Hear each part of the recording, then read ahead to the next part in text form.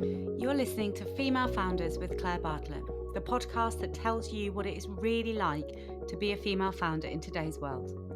We share invaluable insights through personal journeys and real-life business experiences, highlighting the highs and the lows so you can move forward in your business with ease. I am passionate to share with you the realities of business and give you the strategies and simple steps you need to truly succeed with your business.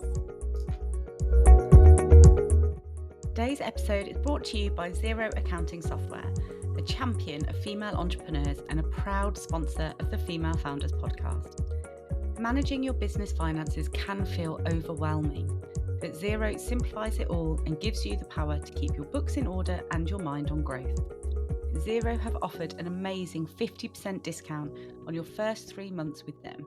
So if you'd like to take advantage of this amazing deal, just search refer.xero.com/female founders or follow the link in the show notes. Don't forget to give this show a follow to make sure you never miss an episode and share it with any incredible female founders you know. But for now, let's jump into this week's episode. Hello everyone and welcome to another episode of the Female Founders with Claire Bartlett. I am so excited to be with you all today, and I want to talk to you about a really interesting topic, the big C word, confidence. What is confidence? Where do you find confidence? And can you ever have too much confidence? Well, if you've listened to me talk previously, you will know that confidence, in my opinion, plays a huge part in business, in the success of business. So I want to demyth some of those elements today and talk through, the whole process of what confidence really is, break it down for you guys, and then really share some great insights and tips on how you can build that confidence. So to start us off, what actually is confidence? Well, the English dictionary, the definition is a feeling of self-assurance arising from an appreciation of one's own abilities or qualities. So in essence, it's a person's belief in their own ability to succeed in specific situations. To break it down further, really, it's the level of nerves you feel in any specific situation. So you might be really confident in one specific area of your life, but then feel the nerves and be really uncomfortable and unconfident in another area of your life. And that is okay, right? We all have different skill sets. We all have different levels of abilities. So you can never truly be 100% confident across the board in every situation, because every new situation that you walk into, whatever that might be, your nerves will be higher because your confidence is lower in yourself because you've never been in that situation. So there's a little bit of doubt or, unfamiliarity about that situation. So confidence is a big word and it's thrown around so much. And it can have a huge impact on the success of your business to how confident you are in these situations. But what can we do to build confidence if we are struggling in a specific area? Well, confidence can be given and it can be taken, right? We are all born with the same level of confidence. If you look at a tiny little baby or a toddler running around giggling, they are full of confidence. They don't have any self-doubt. They don't have any fear of danger. But somewhere along the lines, we lose our confidence in ourselves because we have either willingly given it to people or they have taken it away from us. So if you look back through your past, there'll be so many situations. Some can be huge situations and others can be really tiny and actually feel immaterial at that time. But you're losing, they're chipping away at your confidence. So it could be one for me, for instance, was I was in the choir when I was at school and I got given the opportunity to be the lead singer and I had to do a really small solo at the beginning of the piece. And I was so excited about this opportunity, but the nerves got the better of me. It was a new situation for me. And I opened my mouth and literally nothing came out. I couldn't make a sound. So my confidence, I lost a lot of confidence that day because suddenly this situation stole some of that confidence I had. I hadn't been successful in that situation. So that gained fear in me for any future similar situations. So you need to look back and see what areas you've lost your confidence, where it's gone, who has taken it from you. And then say to yourself, it's time to take it back. It is time to make those changes and bring all of that confidence home to me where it should be. I got a massive fear of being on stage from that one situation. And it took me a really, really long time to gain that confidence back. But once I realized that actually none of these situations in my past deserved to own any of my confidence, I started pushing myself to put myself in really uncomfortable situations. But every time I did one of those really, far from my comfort zone situations and got out the other side unscathed, my confidence grew a little bit. I reclaimed a little bit of confidence every time. Now I'm able to speak on stage in front of thousands of people. And of course, I still get, the butterflies and you get that adrenaline rush. But I know because I've done it so many times, I have the confidence that I will be okay. Once I'm on stage, I know that I'm comfortable in what I'm talking about. Um, so I don't get stage fright anymore. But it's taken a lot of small steps for me to get there. It started with running a networking event where there was 10 strangers in the room and I had to lead the event. And that was probably the first step I took on this journey. And the fear I felt, I had physical reactions to that fear, I was physically shaking. Couldn't catch my breath. It was a huge thing for me to do. But I knew it was the only way that I was going to succeed and grow my confidence in this area was to push myself into slightly uncomfortable situations that got bigger and bigger and bigger. But every time I did it, I reclaimed some of that confidence in that skill set. And this is really how we have to look at a situation. If you've lost your confidence in a specific area of your life, whether that's business or personal, how can you take some steps to reclaim that confidence? Because ultimately, that confidence belongs to you. You need to get that back for yourself, for your mental health and your well being. When you have a severe lack of confidence, which means that you get those nerves constantly around so many different situations, that's where anxiety comes in. It becomes bigger than just a lack of confidence. You can get anxiety or your stress levels really rise in situations. So confidence is so much bigger than just being able to do a live on social media or walk into a room full of people and stand in front of them all and hold their attention. It impacts us in every single area of our lives. And another thing, if you see somebody that is struggling with confidence, just lend them a little bit of yours. Just offer them a compliment, you know, help them see that what they're about to do, they can achieve it. Because confidence can be given and taken, but it can also be gifted to other people. So I have a thing that I do, which is sort of a random act of kindness. I try and do something small every day. One of the things that I quite often lean on is just paying a stranger a compliment. If I see someone in a dress that I love, I'll tell them that I love it, because what is the point of having that positive, beautiful thought about somebody, but then keeping it to myself? I don't know what is going on in that person's life. Me paying them that tiny compliment that makes no difference to me might actually be the highlight of their day, might be just that lift of confidence that they needed in themselves. And I don't know about you, but whenever that's happened to me in the past, if someone's, friend or stranger has complimented a specific outfit, every single time in the future that I wear that outfit, I wear it with a little bit more confidence, because I know that somebody out there has seen me in it and had taken the time to compliment me on it. So, yes, it's important to work on your own level of confidence, but something else that can help you on that journey is to gift confidence to other people.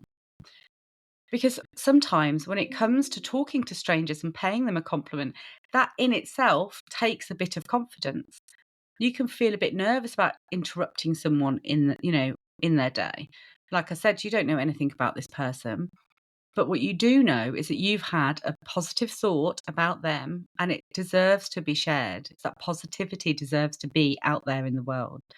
So that's a really big thing that we can be doing that actually takes no time or effort from us, but can make a huge difference. And I know from past experience how it's made me feel when someone else has done that to me, and I want to pay that forward. So have a think about it today, who you can compliment. Start by making sure that you compliment friends, the people that are already in your space. It takes less confidence when you already know the person. But then build up to telling strangers if there's ever anything that you like about them, if they've done a great speech or they're just wearing something that you really love or you think they look great in, then tell them. One caveat with this though is never fake it. Don't tell somebody, pay them a compliment if you don't actually believe it, because that's just false. It's not landing correctly, and actually, it's only going to damage your self belief and your self worth.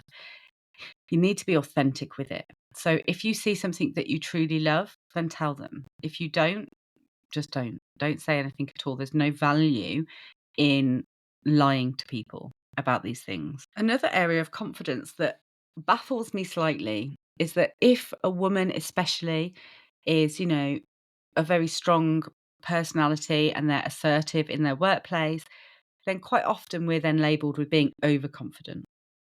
Well, I don't really know how you can be overconfident. Men surely are very, very rarely called overconfident in any situation. So it seems to be a label that is put directly onto women, which is, unsurprising because it's a negative comment. I don't personally think you can ever be too overconfident.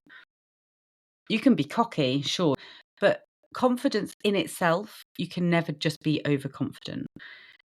The other thing when it comes to confidence that we so often do, and this was so brilliantly discussed by Stephen Bartlett actually on his live tour, we pick like our top 5 skills that we're really good at. And, they could be marketing your company or, public speaking, whatever these skills are, we all have our top 5 skills. But what we end up doing is working repeatedly to improve those top 5 skills. We want to be the best that we can possibly be in those 5 skills. But what we're actually doing by doing that is neglecting hundreds of other skills that could complement the ones that we already have or take us down an entirely different route. But by focusing on those top 5 that we have, yes, we can be super confident in those, but then we're leaving ourselves lacking in so many other areas of our life. So what I want you to do is take a note, have a real think. What are my top 5 skills? Where do my skills mainly lie at the moment? And then try and figure out some complementary skill sets that you're not so good at, but that you could work on to bring them up. And then suddenly you're great or good in 10 skill sets. So don't focus purely on the areas that you're already good at because you're already good at them. It's a waste of your time. Spend that time then trying to bring other skills up to the same level. And then you're good at loads of different things. So let's look at marketing, for instance. If you are really good at creating content for your social media, lots of other people struggle with it, but for some reason you find it really easy and you can knock out content like no one's business. Brilliant. There's no benefit to you to then go on repeated, new courses about content creation or social media because you already have that down. But what would benefit you is learning about new alternative routes of social media. So potentially, at the moment you're great at just doing static images. So maybe some courses about how you can bring reels or, video content into there, or looking at new platforms. So you've always done Instagram, you're great at Instagram. Brilliant. What other platforms can you then bring in and learn about to help you spread the word quicker about your business and strengthen that marketing area of your knowledge and skills. There's so many different skills out there. When you break it down, they all have overarching. Marketing is a skill set. But there are so many different little areas of skills under marketing that you could work on. You might be really strong in one of them, but if there's two or three others that you can bring up, suddenly you're excelling at marketing as a whole. So I really want you to start thinking about the skills that you have and what other skills you can start working on to improve your overall confidence levels in business or personal, like I said. Confidence is a funny beast, right? And you can fake confidence. So people look at me because I am easily ready to, I'll go on, do a video, I'll do a live, I'll speak on stage, I guest on podcasts, and they think I have sort of uber confidence in every situation. And they look at me and they think, God, I could never have that confidence that Claire has. I'm telling you now, I'm debunking the myth that I have unlimited confidence, because I don't. I really truly believe that nobody does. For me, what I do have confidence in, however, is that I know I've put myself in so many uncomfortable situations now and pushed myself so many times that I am confident in whatever that situation is. I know it will be okay at the end. And that's the confidence that enables me to put myself in more and more, uncomfortable situations. That confidence can only be learned with repeatedly pushing yourself and challenging yourself. And that's what I've done for the last sort of, I don't know, 5 years, I suppose, 10 years I've been in business, is constantly pushed myself. If I've been offered an opportunity, I just say yes to it, and then I figure it out afterwards. And that has been the most powerful tool that I've had in my toolbox to accelerate my career and my brand and my businesses. So confidence, you don't have to have it all to succeed.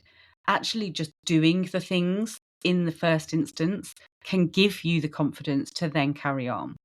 So the first public speaking opportunity I was ever given was at Karen Brady's event in London, and I was absolutely terrified. This was a standing on stage, full on giving a presentation to an audience.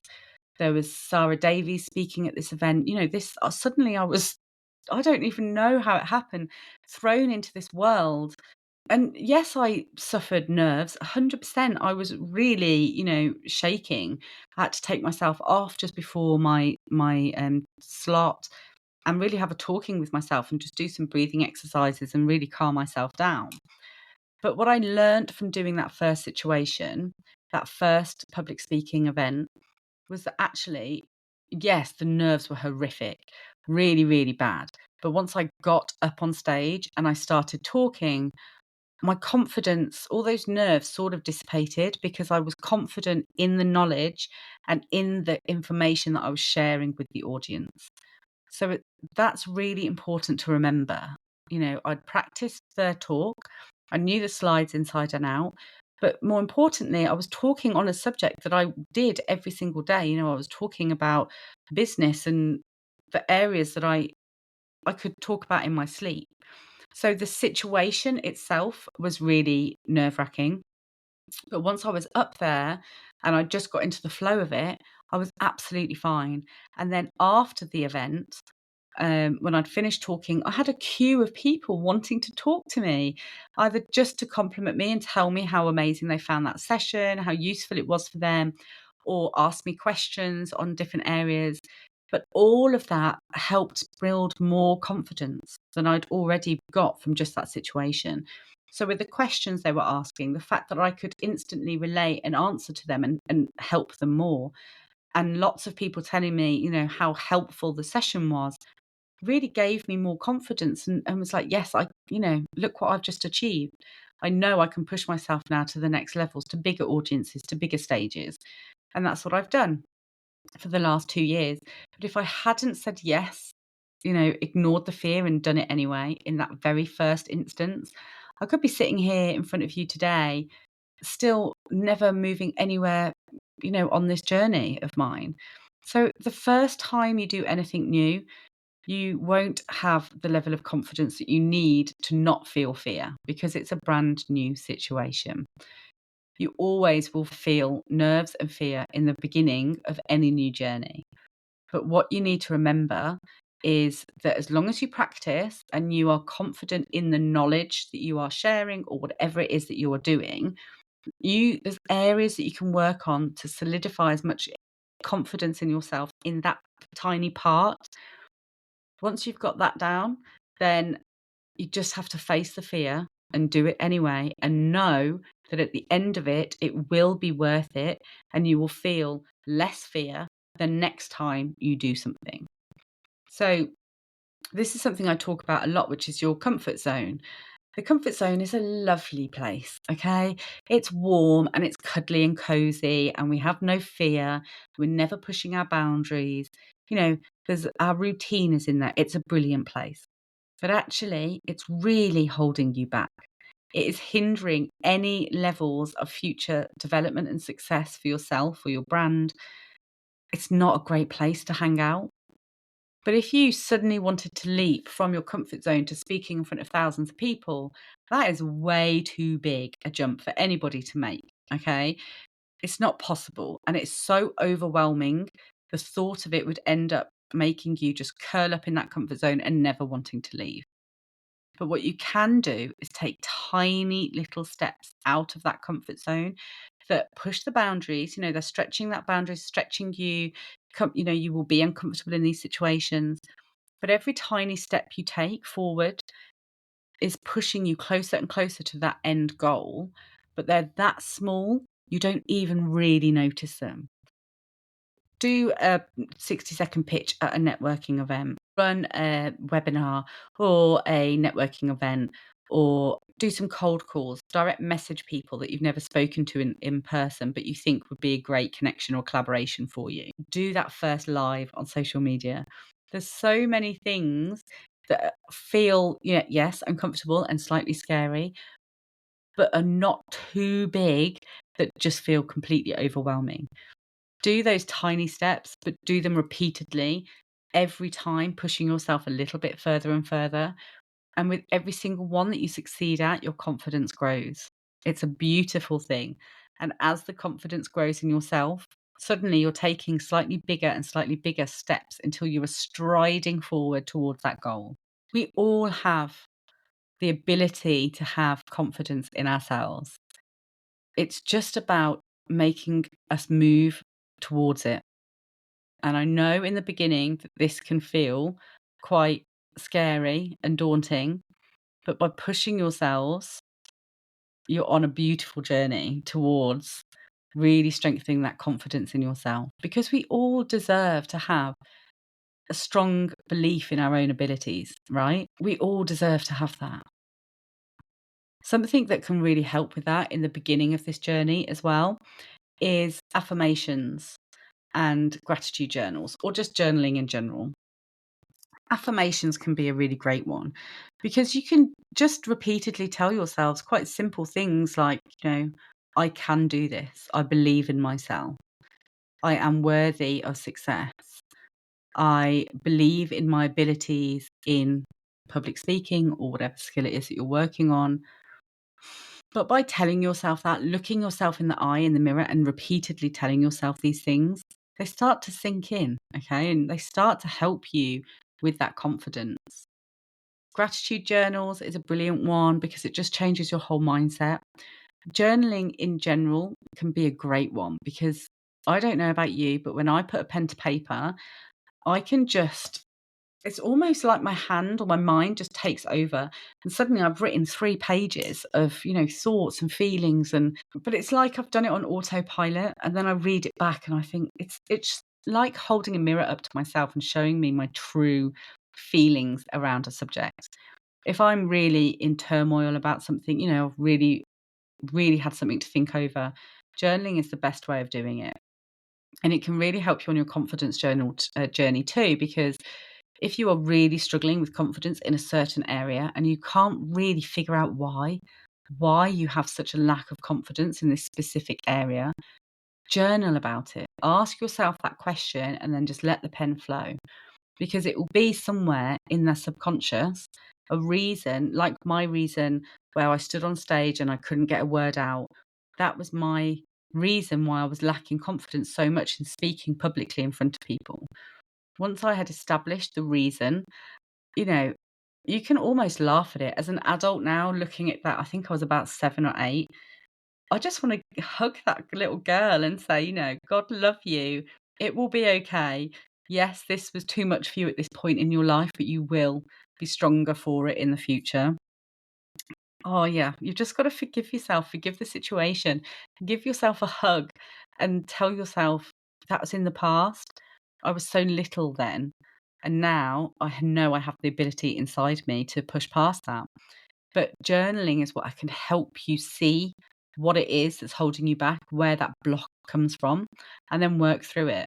And, tell yourself, see it for what it truly is now as a grown up, see that situation for what it truly was. I don't think there's any stronger way of moving past those blocks, those limitations that we put on ourselves, because they become so ingrained, right? That it's in your subconscious. So actually, we don't even really know ourselves anymore why we have a lack of confidence in specific areas. We just always have. And then we blame it on our personality. Well, no, we're just not a confident person, or we suffer from anxiety, or I could never do that. That's just not part of who I am. But I'll just take you back to the thought, we were all born with the same level of confidence. It's just that some of us have lost more along the way than others. And it's time to reclaim that confidence. It's time to figure out where it was lost and bring it home. Because you have the ability to be so confident in any area of your life that you want to be, but you just have to work towards it. You just have to take those tiny steps, figuring out where you lost it and then start bringing it home step by step by step. Because remember, confidence is the feeling of self-assurance arising from an appreciation of your own abilities or qualities. It's all down to you, right?